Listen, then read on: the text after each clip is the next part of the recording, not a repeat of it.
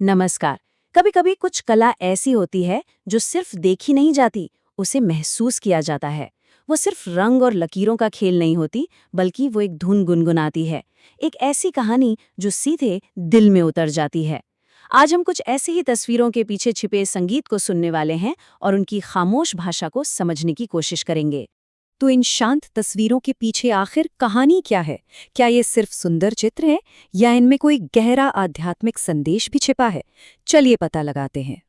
चलिए इस पहेली को सुलझाना शुरू करते हैं। इन सभी तस्वीरों को एक धागा आपस में जोड़ता है और वो है संगीत की गूंज। देखते हैं कि ये संगीत हमें कहाँ ले जाता है। यहाँ दो अलग अलग दुनियाएं एक साथ दिख रही हैं।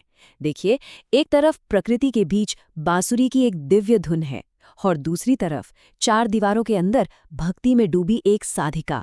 तो इन दोनों को जोड़ क्या रहा है? वो है संगीत। संगीत ही वो पुल है जो भक्त को भगवान से मिलाता है। गौर करने वाली बात यह है कि कैसे बांसुरी यहाँ बिल्कुल सेंटर में है। इसकी बनावट कितनी साधारण है और बजाने वाले का चेहरा कितना शांत। ऐसा लग रहा है मानो ये संगीत सिर्फ इंसानों के लिए नहीं, बल्कि पूरे ब्रह्मांड के लिए बज रहा हो। और देखिए, ये विचार इस कोट में कितनी खूबसूरती से समाया हुआ है। संगीत आत्मा की भाषा है, एक ऐसी दिव्य पुकार जो हमें अपनी ओर खींचती है।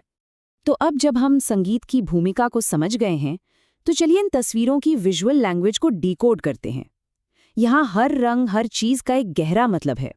इन तस्वीरों में पहली चीज जो किसी का भी ध्यान खींचेगी वो है कुछ आकृतियों की नीली त्वचा। तो क्या ये सिर्फ एक आर्टिस्ट की चॉइस है या इसका कोई गहरा मतलब भी है? तो देखिए, नीला रंग ये अनंत का प्रतीक है। ये दिव्यता की उस विशालता को दिखाता है जिसे मापा नहीं जा सकता, बिल्कुल खुले आसमान या गहरे समंदर की तरह। ये रंग हमें बताता है कि हम किसी साधारण व्यक्ति को नहीं, बल्कि एक कॉस्मिक शक्ति को देख रहे हैं। और बात सिर्फ नीली त्वचा पर ही खत्म नहीं होती। हर छोटी से छोटी चीज का एक मतलब है। मोरपंख सुंदरता और पवित्रता को दिखाता है, तो सोने का मुकुट दिव्यता को। ये अपने आप में एक पूरी विजुअल भाषा है जिसे हमें पढ़ना होता है।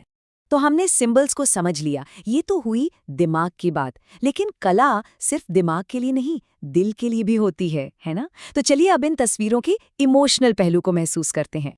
बस एक पल के लिए इस तस्वीर को देखिए। इसमें कितनी शांति है, कितना समर्पण है। यही तो भक्ति का असली सार है, एक शांत अंदरूनी जुड़ाव। ये तस्वीर सिर्फ एक सीन नहीं है, ये एक पूरी कहानी है।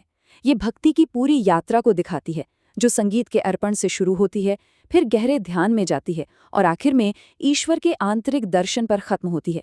मतलब एक पूरी आध्यात्मिक यात्रा जो एक ही फ्रेम में कैद है।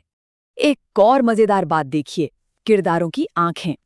भक्त की आंखों में एक खोज है, एक तड़प है, जबकि जो दिव्य आकृति है उसकी आंखें या तो बंद है या उनमें एक परम शांति है। ये फर्क ही तो भक्त और भगवान के रिश्ते को कितनी खूबसूरती से दिखाता है। तो अब तक हमने संगीत, प्रतीक और भावनाओं के धागों को अलग अलग देखा। अब इन सबको एक साथ बुनकर देखते हैं कि ये कला हमें पूरी कहानी क्या सुनाती है। तो कहानी शुरू होती है एक पुकार से, बांसुरी की एक दिव्य धुन जो आत्मा को अपनी ओर खींचती है। फिर इस पुकार को हम समझते हैं प्रतीकों की भाषा से। नीली त्वचा, मोरपंख, कमल जैसी आंखें, ये सब हमें बताते हैं कि ये कोई साधारण पुकार नहीं है। और अंत में ये पुकार और ये समझ भक्ति के एक गहरे अनुभव में बदल जाती है। एक ऐसा अनुभव जहां भक्त और भगवान के बीच की दूरी जैसे मिट सी जाती है।